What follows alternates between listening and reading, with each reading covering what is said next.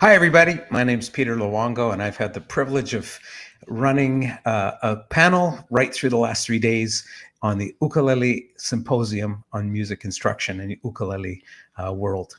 I'm delighted that we have a chance to be together again, and I want to start by thanking the NAMM Foundation and the folks at NAMM, Mary Lurzan, Jessica Cortez and Bethany Gilbert, and of course to our senior project manager, Eric Abel, who is behind the scenes producing and making sure that we can be seen and heard. Thank you to all of you and all the folks at NAMM.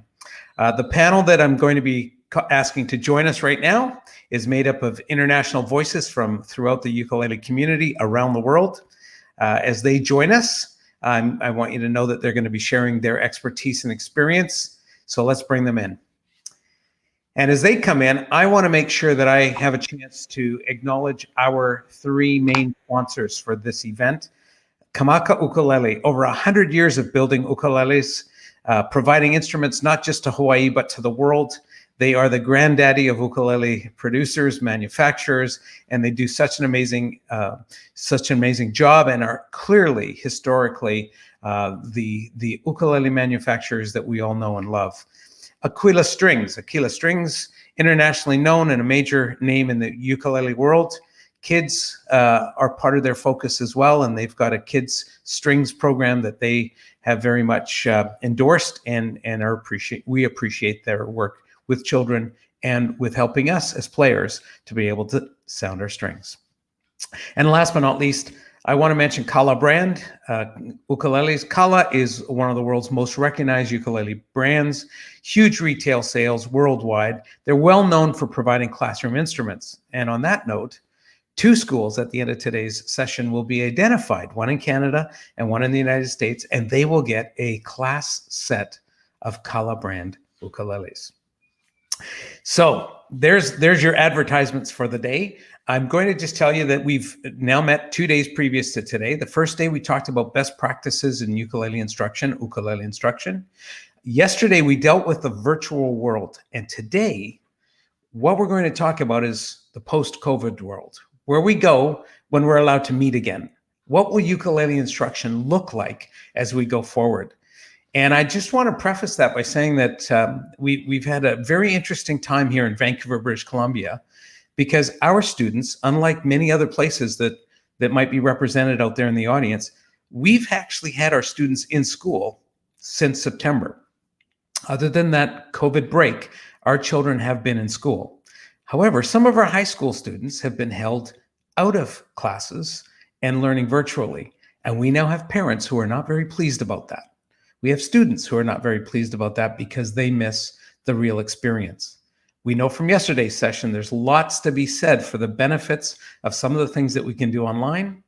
Let's examine what the world may look like after COVID in a world where we've had these experiences.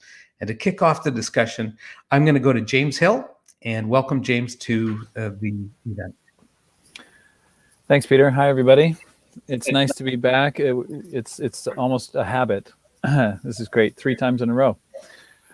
So when I look ahead to what's coming down the pike, and I'm an optimistic person, so I'm thinking ahead to a bright future for ukulele and music education. And I think one of the things that I can offer is something that I've already had experience with, which is something I wrote an article for in Ukulele Magazine a couple of years ago now.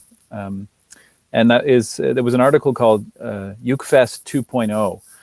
And in that article, I was advocating for a different way of organizing the educational side of festivals. Now, this is not a prescription. It's not to say you have to do it this way. But let me give you a very quick synopsis of that idea, because it has worked. I've already trialed it in 2 different festivals that I've run myself. The idea is that in your typical ukulele gathering, you've got sort of 3 streams that combine to create the experience. In a typical ukulele festival, you've got performances by artists. You've got some kind of vendor participation, like a marketplace or something like that.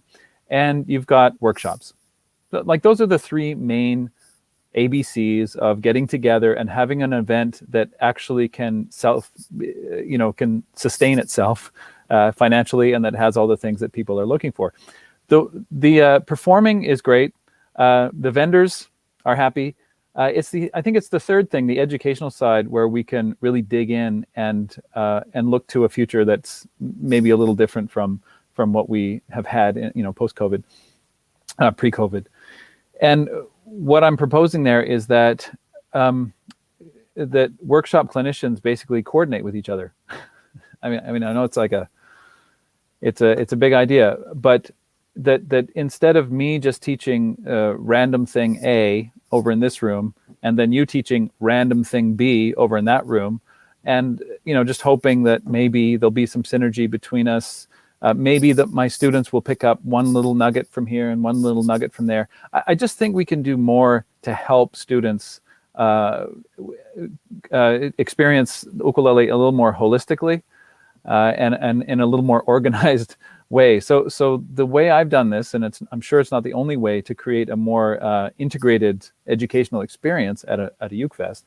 The way I've done it is to create an arrangement where usually a 3-part arrangement, and those 3 parts all get to play together because they're part of one orchestrated piece. One example was like Georgia on My Mind. So you've got the more advanced players are picking the melody, you got the intermediate players are doing some chording, and you've got the beginner players who are just playing a very simple open string part that sounds great when all the parts come together. So in the first session, we all meet, we bomb through the piece. They've had the arrangement for 6 weeks leading up to this event. So they've been already practicing prior to the thing. And then we break out into our quote unquote workshops, which are really sectionals.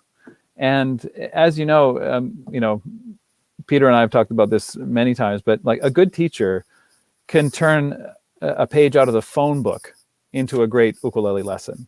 I mean, you can take anything and go anywhere with it, so the teacher brings to it what they are expert in, and they take that sectional and they put their own spin on it.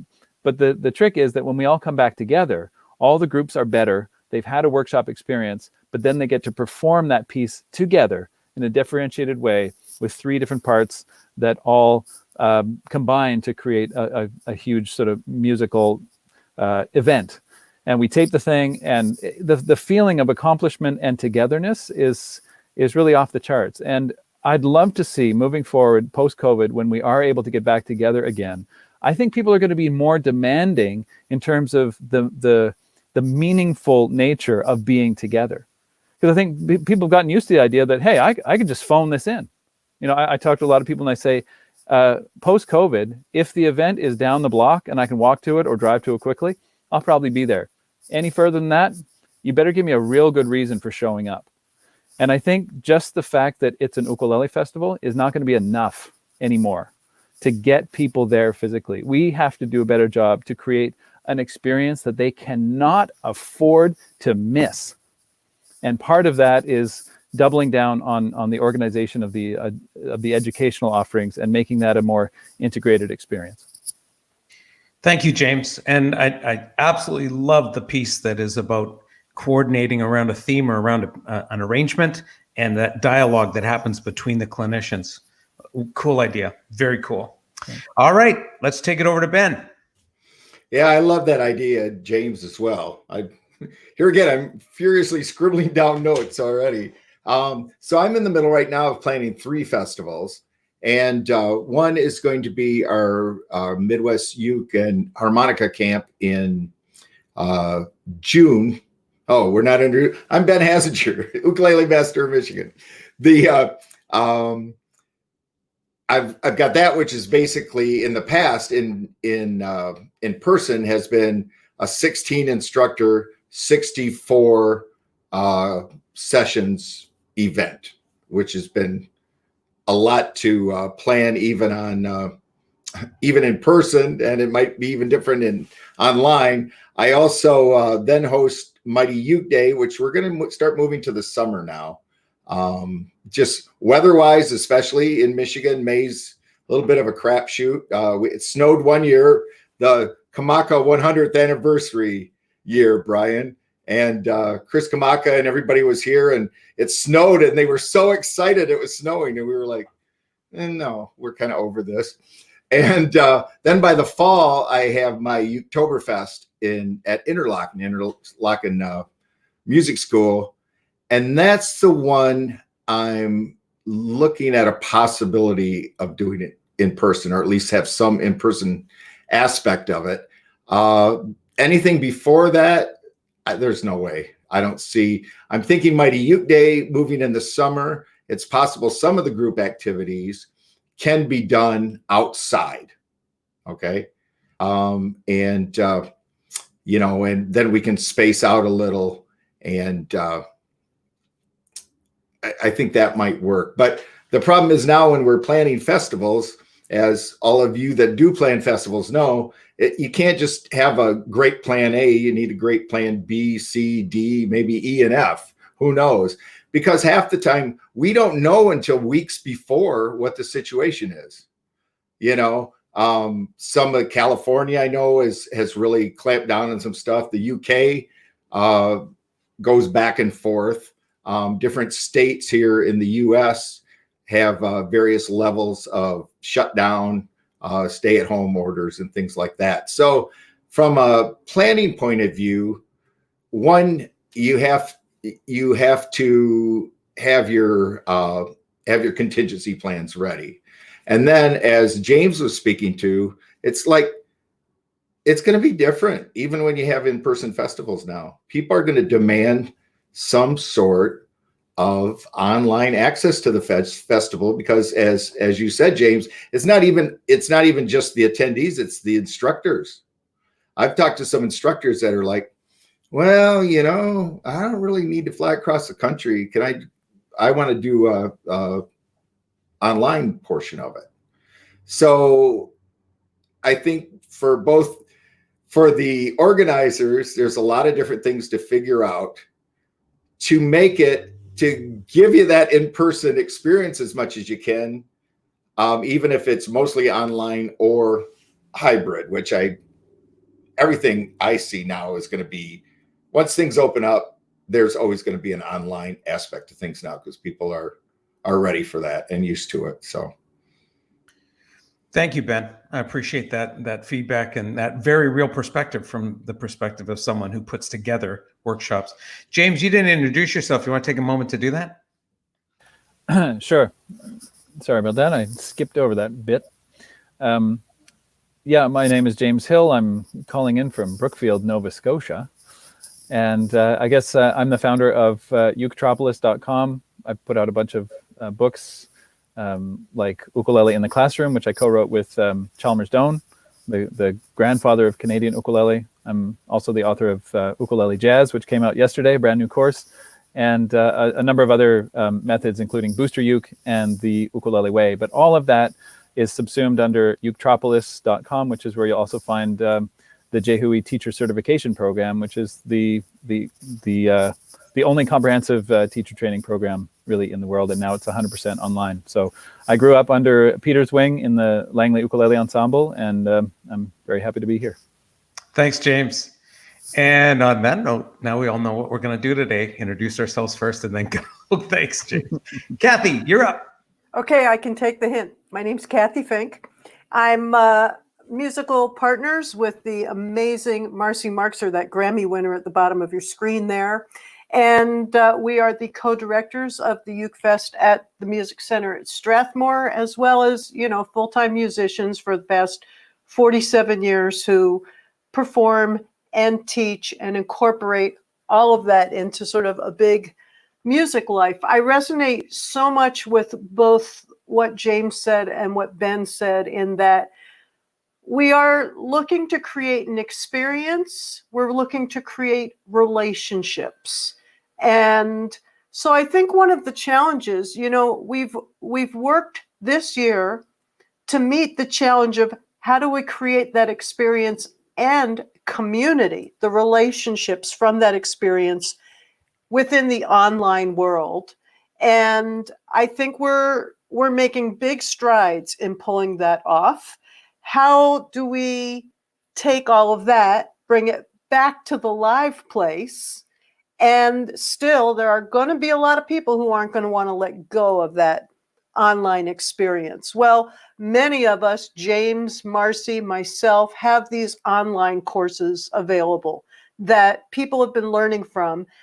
That, in fact, has upped the ante for what we do when we show up in person.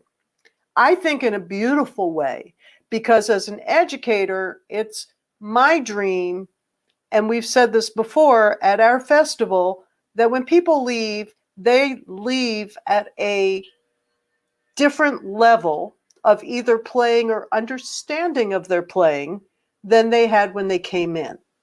And so the online world is a great enhancement to that. In fact, Strathmore, I believe, was the first festival to take the leap and say, no more handouts with paper. We're not wasting any more paper. Here's the Dropbox. Go get it. If there's a reason why you can't, if you are computer unenabled, give us a call and we'll make sure you get everything that you want. But otherwise, do your part by showing up prepared. And now I think there's a couple of things that I'm looking forward to. One of the things I'm looking forward to, because the experience is going to be different, is more communication between festivals for the purpose of making sure that we all provide something a little different. That there's a reason for people to participate in more than one of these experiences. And I think this whole concept that James talked about of this arbitrary class, that arbitrary class, this arbitrary class, that arbitrary class, we're working hard at Strathmore to sort of mold an experience where we can say, you're probably not going to get this somewhere else.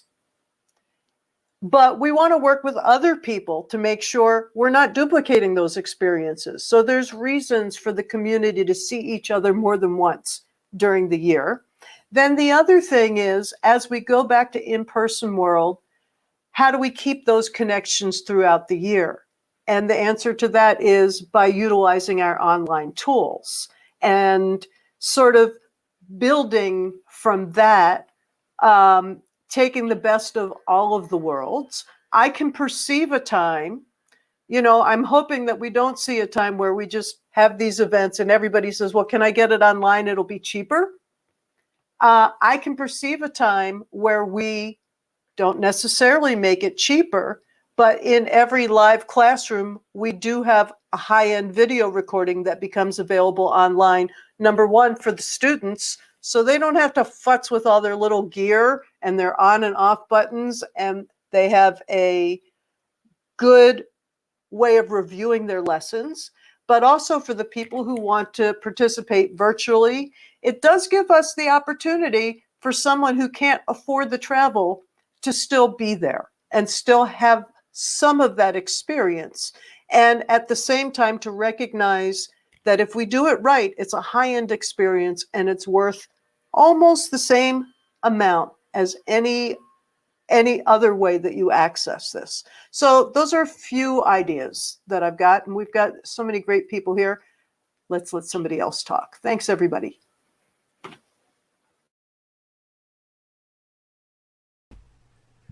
Over to you, Brian. Thank you, Kathy. Okay, aloha. My name is Brian Tolentino. I'm an ukulele player, teacher on the island of Oahu in Hawaii.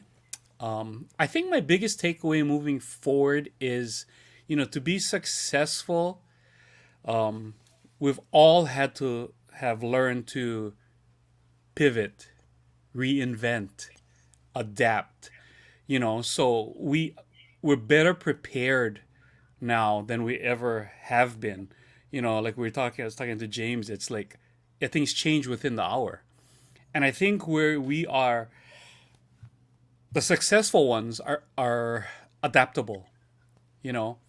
Where do I see it? I think it'll fall somewhere in between the physical and the virtual, somewhere in between, because one of the silver linings is that we can still social distance, but we can still socially connect.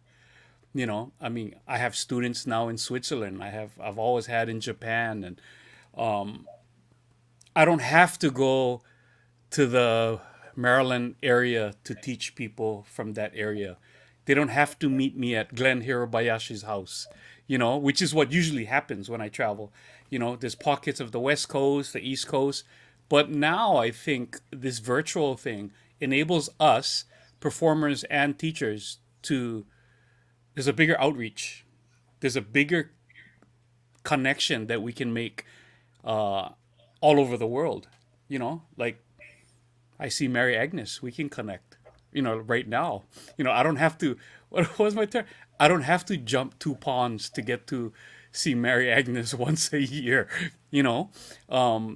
But what I miss is the energy of that knee to knee, or Peter Luongo and I talking to 3 o'clock in the morning, just talking. That's what I miss. But I think Strathmore and they're doing a great job at trying to keep that together, like breakout rooms or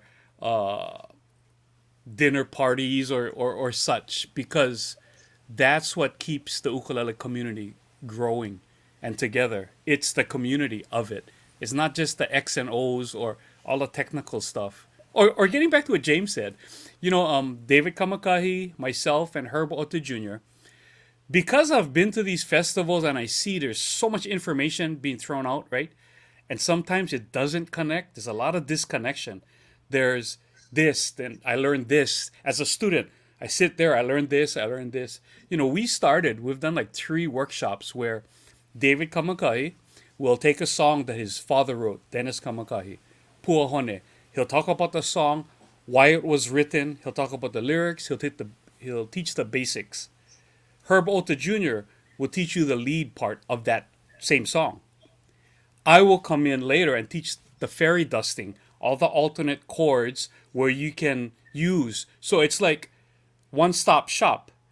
It's not unlike doing Satin Doll or what James does, because then you can kind of keep them focused. They know the melody. They don't have to relearn something. It's like, I know the melody. I know this song. Or now I'm going to, or whoever wants to, now I'm going to learn the lead part. Oh, there's more to this. Now all these alternate chords. And I think the learning process is easier because there's repetition in it.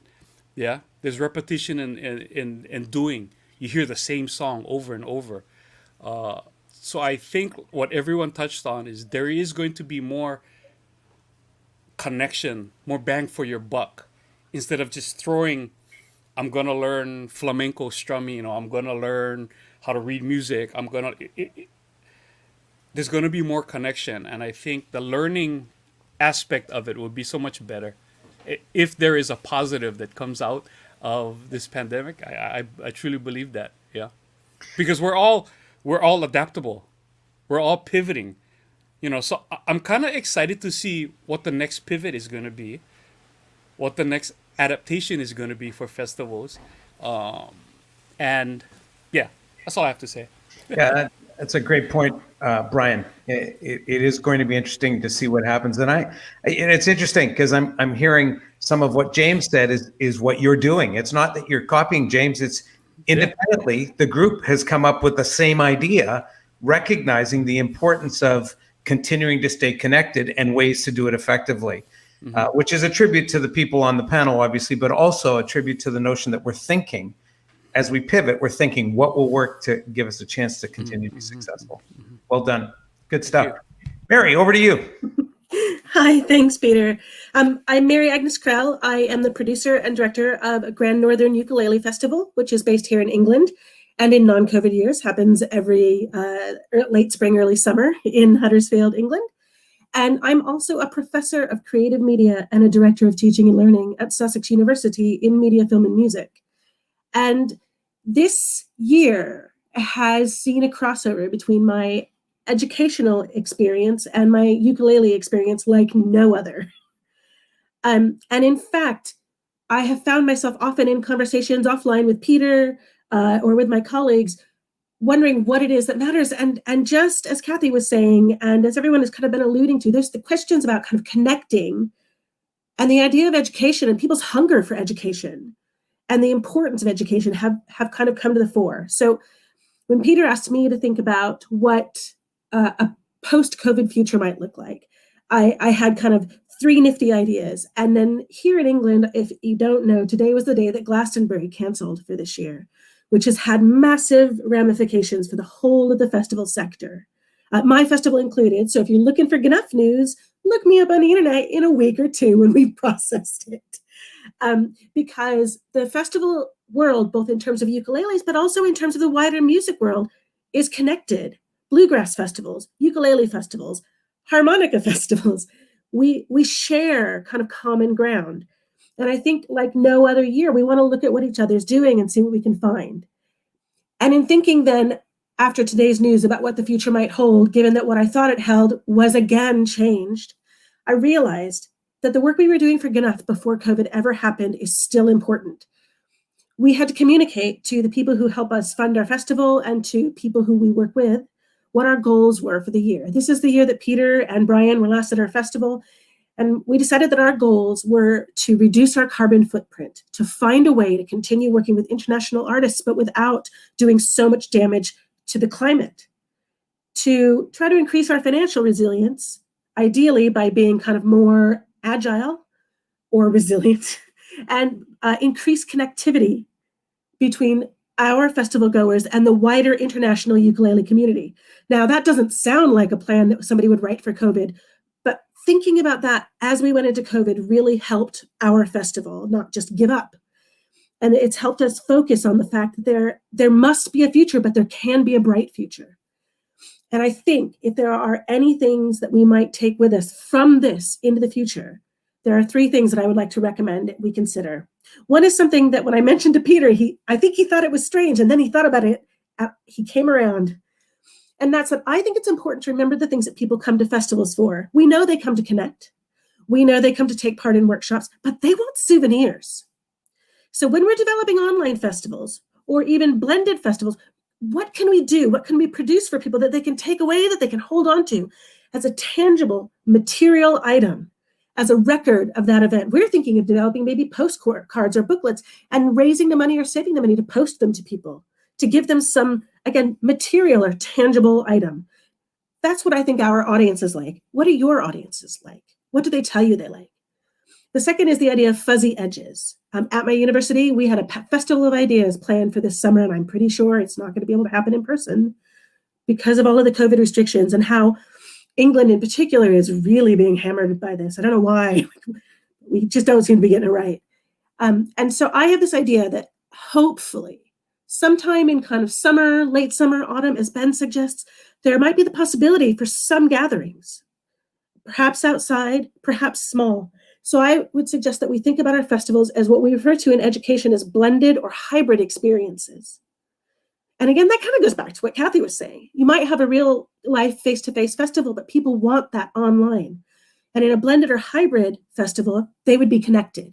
There would be some point of contact or some interaction between the people who are taking part online and the people who are interacting. And here today, that can be you in the chat. You ask us questions. We try to respond, or at least, we get embarrassed and smile and thank you for the questions.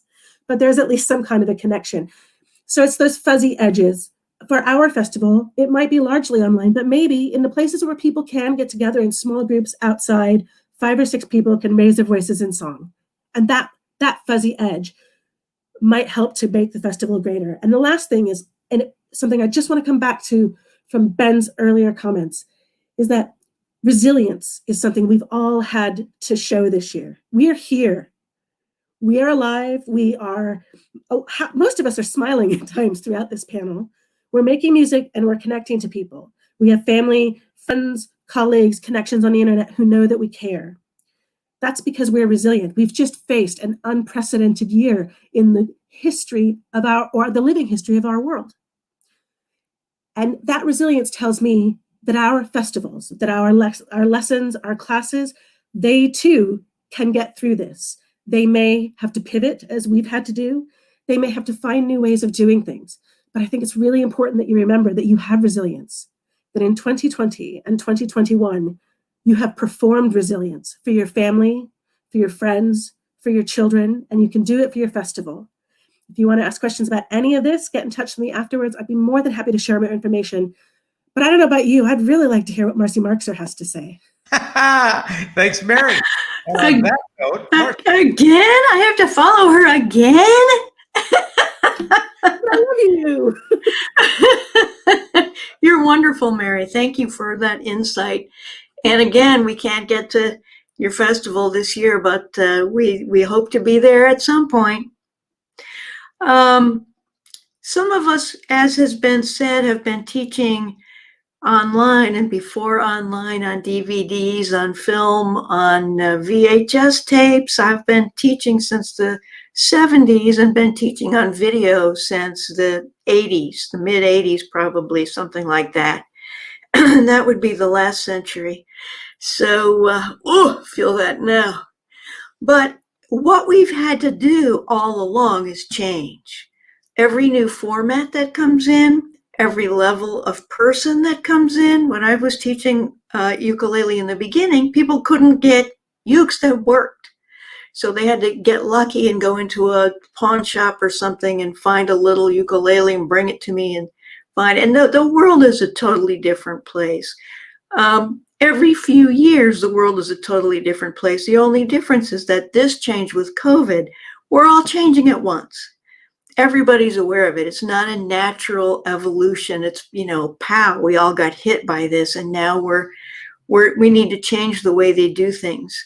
But personally, what I'm finding with teaching online is I have been teaching groups online, and some of those groups are very large. So we really have to figure out how to build community into those groups. And I've been lucky because we've all lucky because people in the ukulele community tend to be really patient, easygoing, add what they can add. I mean, that's just how this world is, this ukulele world. And it's been that way because people at the top of the scene have had that influence, and we continue to have that influence. And what we hope is when new people come in and get established in their careers and work and teach and do all those things, that they too share these common experiences of welcomeness and bringing people in as opposed to having an echelon of players. We don't need that in this community at all.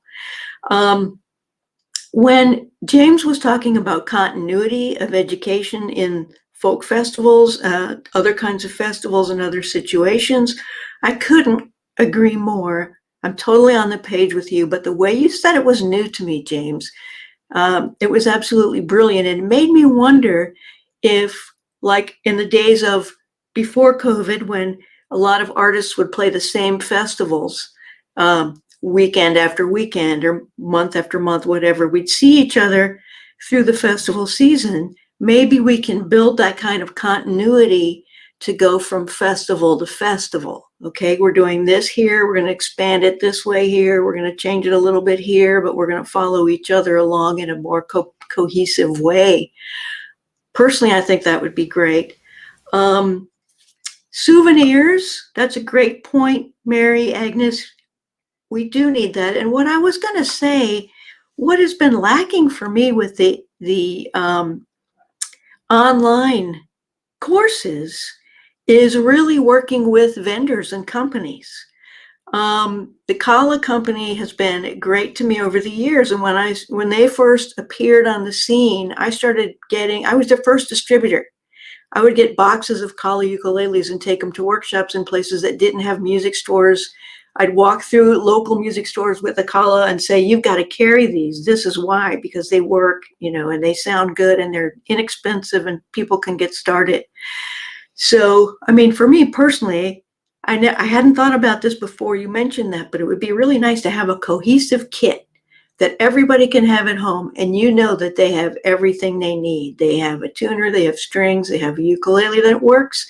They might be more advanced, they might have a better ukulele that works.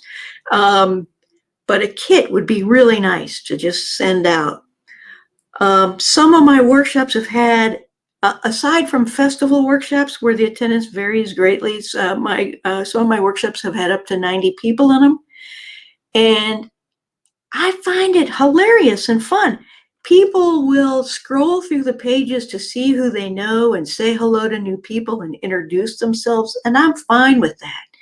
In a short period of time workshop, it's distracting to have people using the chat, like in a festival situation where you've got a short amount of time and you don't really want people using the chat. You don't want to miss any questions. But in longer workshops or continuing workshops, I love the chat. But souvenirs, building, oh yes, I wanted to say also that I'm Marcy. I forgot. But you know that because it says so right there somewhere. But I have been teaching all level classes for a while at the American Music Therapy Association, where everybody's a musician to start with, but they might not have played ukuleles before. The first time I did that in a festival was Reno, where I had 3 piles of music, beginners, intermediate, and advanced, and everybody played the same song. And it's wonderful, it builds community in that respect of everyone playing together. It's a great sound. The only way I've been able to do that, or I'm able to do that now online, is to have everybody send me videos or send videos back and forth to each other to comment on each other's work. Truefire.com is a great place. I teach there, and it's all set up for people to record their own videos right in the space. But now with my ensembles, people are sending me videos of their tunes where I put them together into one giant group, and we all play at the same time. We have an arrangement. First we'll sing play, then we'll play the chord melody, then somebody's going to tap dance, and then blah blah blah, and then we go for it. So I think that is all I have in my notes for this particular question. And I appreciate you so much, Peter, for putting this together. It's my pleasure. And thank you so very much, Marcy.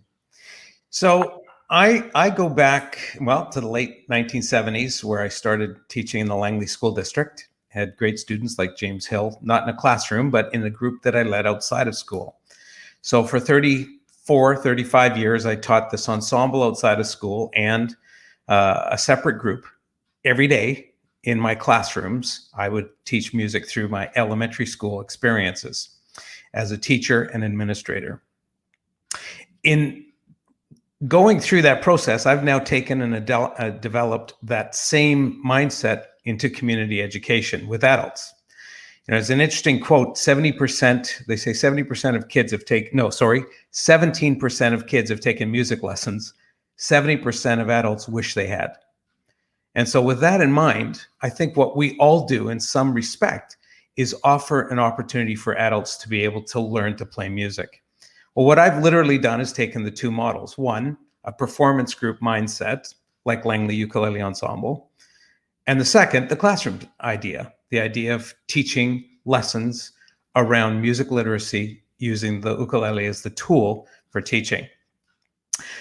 What this time has taught us, me, the group of us, is that the best of what we've done can still be maintained. We just need to look at the way that we offer that and the way that we bring that forward through an online experience. Some things that are really clear. You cannot replicate the synergy of being in person.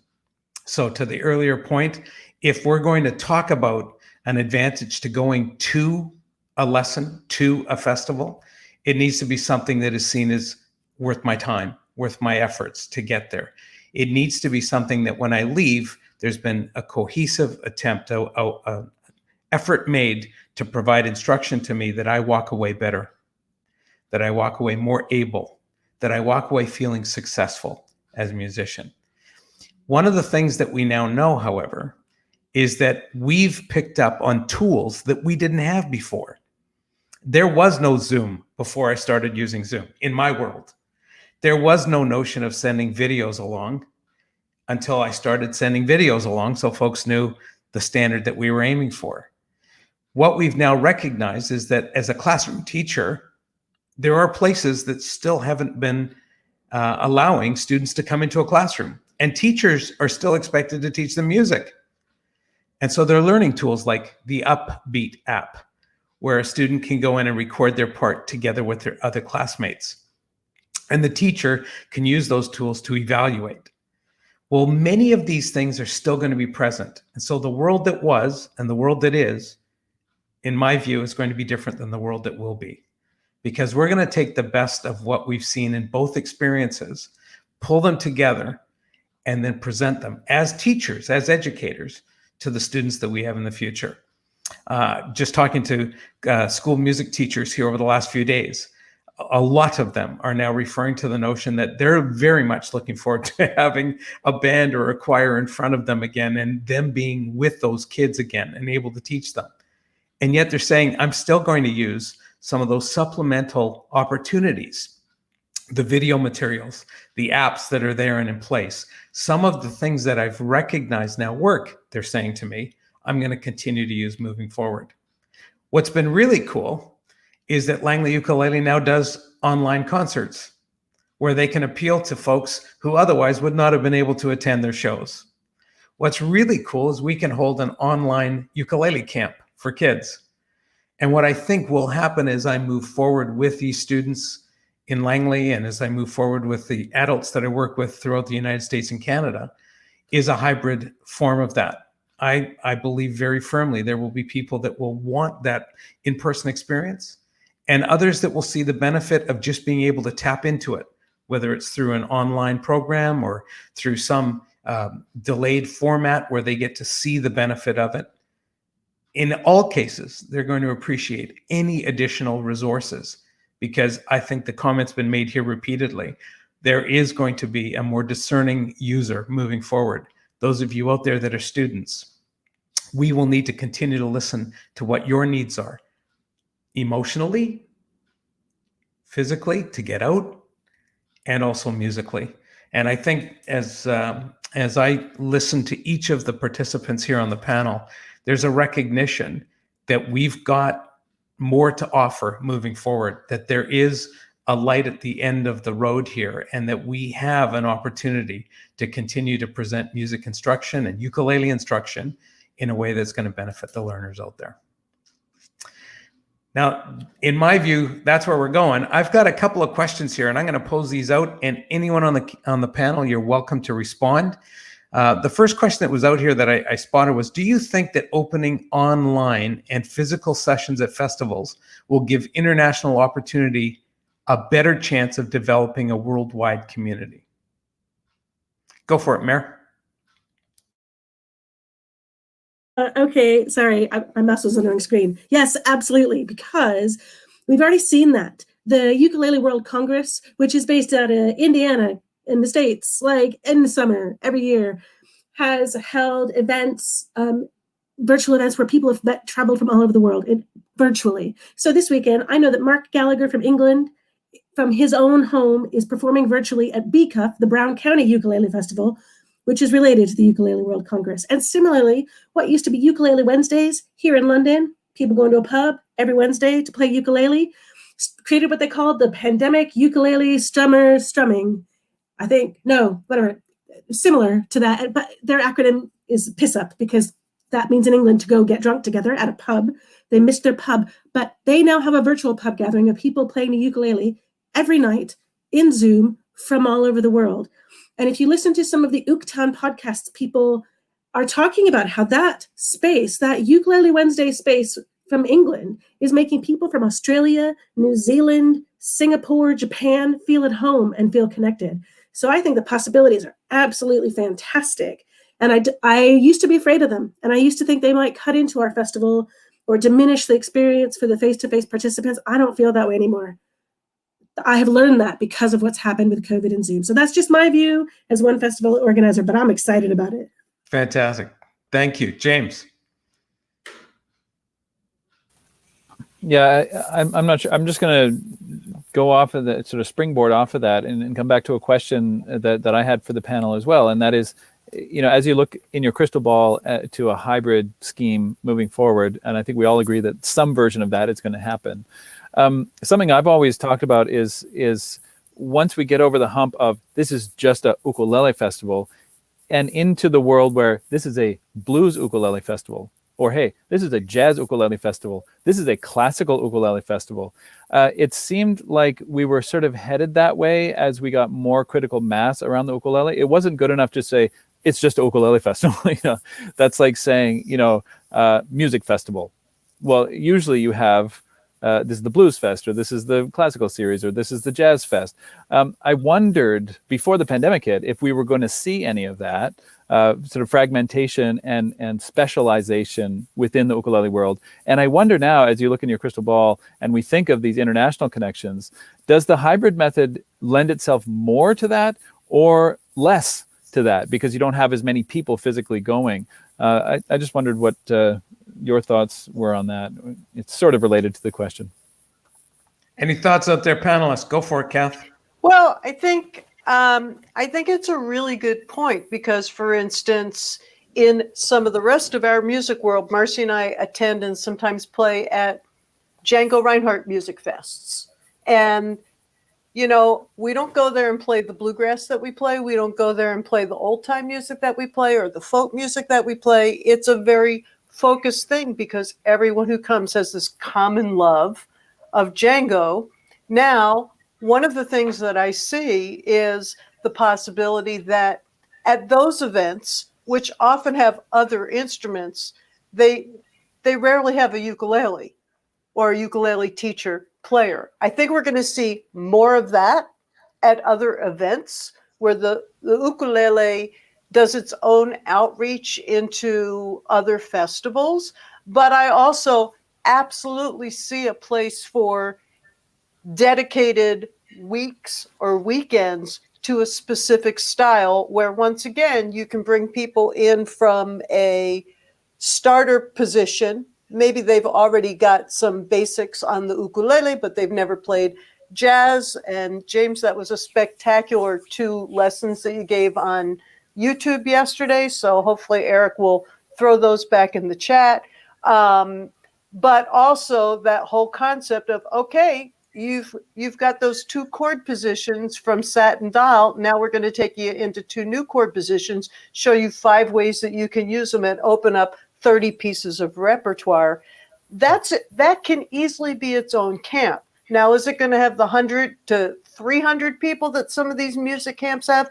Maybe not. Yeah. But maybe more likely if it's online and you have less overhead and festivals can start taking more risks in their programming. And that's something that I'm looking forward to. Less overhead has been a big bonus as a festival for COVID. It's the only way that we could afford to have Brian from Hawaii, and we had Tobias Elof from Denmark. We had Tony Meason from the UK, and let's see, Peter, just people from all over where our budget wasn't eaten up by travel. Yeah. And that was a bonus. We're going to miss that bonus because we have to charge students for what it costs us to bring the instructors together. And so, that's one of those, I think that's an irreplaceable. Yeah, I think it's really interesting. James, your question out there is great. And you commented earlier in our sessions about differentiation. The potential is for far more people, but the other thing that will be really present here, and this is a challenge to all teachers, is that we're going to recognize with whatever specialty, we still need to recognize that we're going to have a differentiated group of people, and we need to plan for that, or we'll turn people off. Absolutely, but the methods that I was talking about are totally scalable, and that's the nice thing about the preparing in advance with the arrangement 6 weeks in advance, that it is created to be differentiated and to split off into sectionals come workshops. That's a very scalable model, and I'm very optimistic about that. Yeah, as long as you have the skill to do that, you're exactly right. And I want to throw a brainstorm out there on that, James, because at the same time as we may choose to do this as a hybrid or mostly online model, I think another opportunity is getting that small group of instructors in the same location to put out that hybrid model, but be able to interact with each other and for the students to see that interaction. For 3 instructors or 4 instructors simultaneously to say, okay, here's the lead part. I'm just going to use the Django example, but here's the lead part to this tune. And Marcy's going to take the rhythm part, and James is going to take a counter melody, and we're going to lead. We're all three going to lead you doing this. And that's so powerful, because now the instructors are playing in time together, and the students around the world are playing with the instructors, feeling like they're playing with the band. I just thought of it, but I love it, and let's do it. Super cool. It's a great idea. I love it. Ryan, you wanted to wade in. Yeah, so the festivals now can be, you're not bringing in the students, you're bringing in the instructors. Like, we could be just the people at the festival physically, and James could say, well, this is what I'm going to teach you. And then I can be right next to him and say, while he's doing that, this is what I can teach you. Kathy can be right next to me and say, well, put it all together, and this is what it sounds like. So I think you hit it on the head. Super Kathy. exciting. And I think to go back to what Mary Agnes was saying about souvenirs, I think souvenirs are so crucial. I couldn't agree with you more. But what I think one of the most powerful souvenirs is a recording. Yeah. I just did a thing. What was it? Oh, it was the Marigold Ukulele Festival online, organized by Angela Dwyer down the road in Truro. And I thought, instead of doing my usual, let's learn a song kind of workshop, I did this live arranging thing where they all got to watch me create an arrangement and have input on the arrangement. And at the end of the hour, it was like Iron Chef. It was like, what do we have? We have these ingredients, we threw them together, and then at the end of the hour, it's like, pencils down. What do we have? And I send them the mix. Of course, I do this all day, every day, so I can kind of make it. It always lands somewhere nice, and they really feel ownership over that. One bass note that we argued about. Was normally they wouldn't hear that bass note. They wouldn't even know that, necessarily there was a bass even playing. But because they were on the inside of it and watching it happen, that artifact, that recording, which I don't have to put in the mail, I don't have to put in a tube and mail halfway around the world. That artifact is more meaningful than I think just about anything I could send them.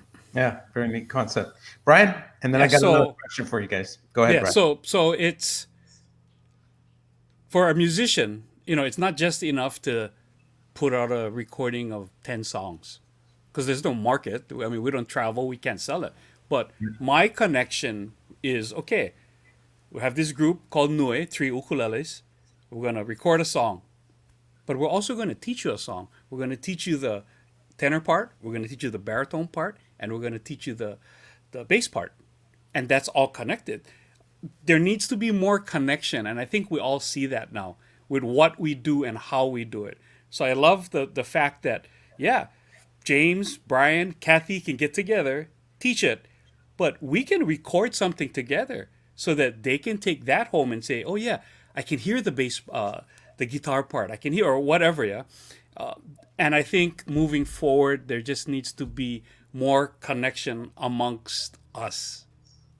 Yeah, that's very powerful, Ben. And I think that was a comment that was made earlier here today. And I am very hopeful that one of the things that this time that we've gone through the last 10 months and the months ahead will have taught us that we miss the interaction with each other as professionals, as colleagues, and the ability to share those ideas so that they can be brought together to the ukulele playing community and the learners out there.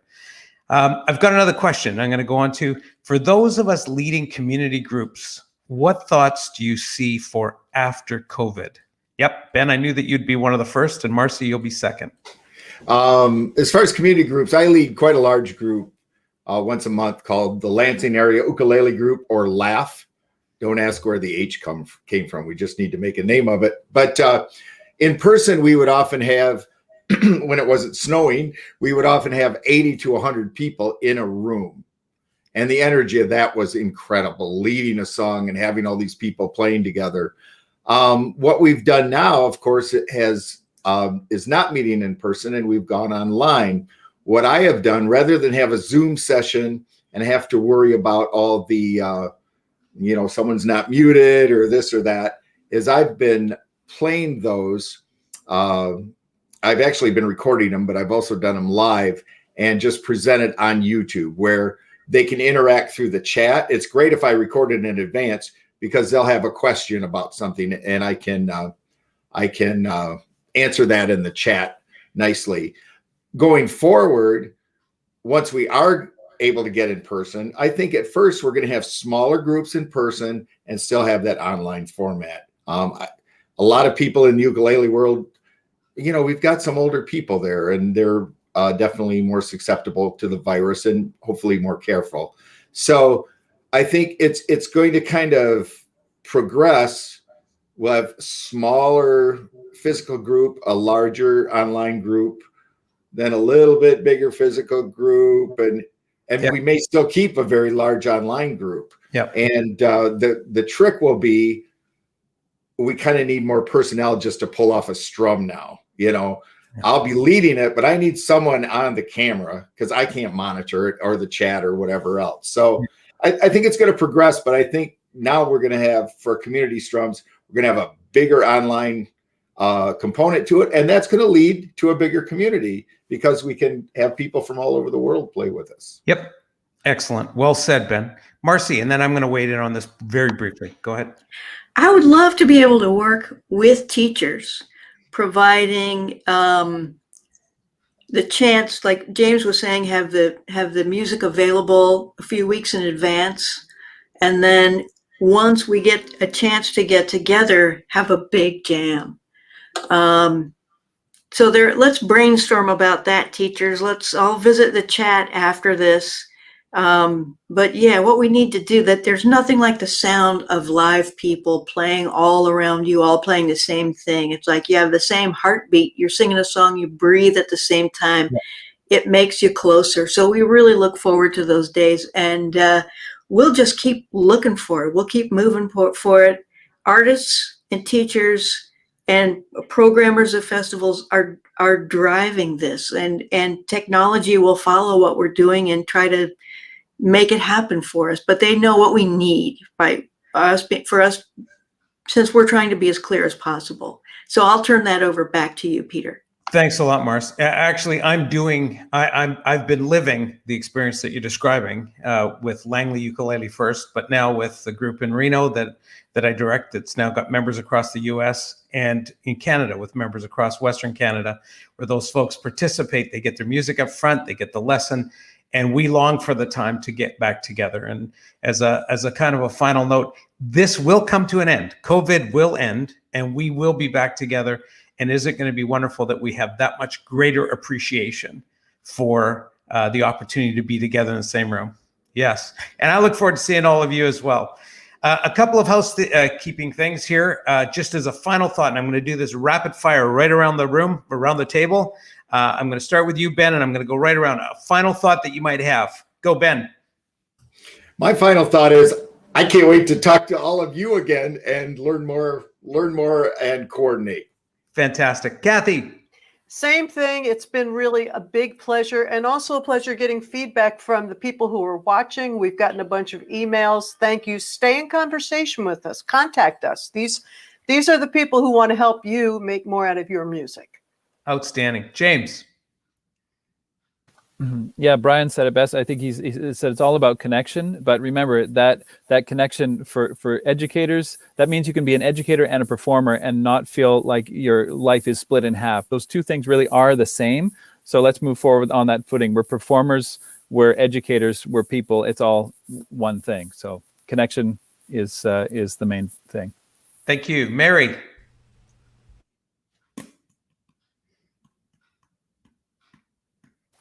You're muted. You've got this, and you're good. Ask for help. Like, they just helped me turn my mic on. I love it. Marcy, last word, and then Brian. This is wonderful. I'm happy to collaborate with all of you anytime, and anyone listening. I'm going to turn it over because I think we have a drawing. We do. Brian, last word, real quick. The learning never stops. The learning Amen, never brother. stops. Amen. I love it. Folks, again, thank you to all the folks at NAMM. Thank you to Eric, who's behind the scenes. To today, it's Bethany. Want to thank our sponsors, Kala Brand, Kamaka Family, and of course, Aquila Strings, and our two winners of class sets of ukuleles from not from British Columbia, from Canada. Ms. Monica Deere of Virginia Park School in Edmonton, Alberta. And I know at least three of us know her. At least three of us do. And from Columbia, Maryland, Ms. Helen Yee of Phelps Luck Elementary, and at least two of you know her. It's been an absolute pleasure to be able to speak with you folks out there in the ukulele community. Thank you to the panelists. Every one of you is a gem. Every one of you is a gift to the ukulele community. To those of you out there, stay in touch, keep strumming, be happy, be safe. Thank you, everybody.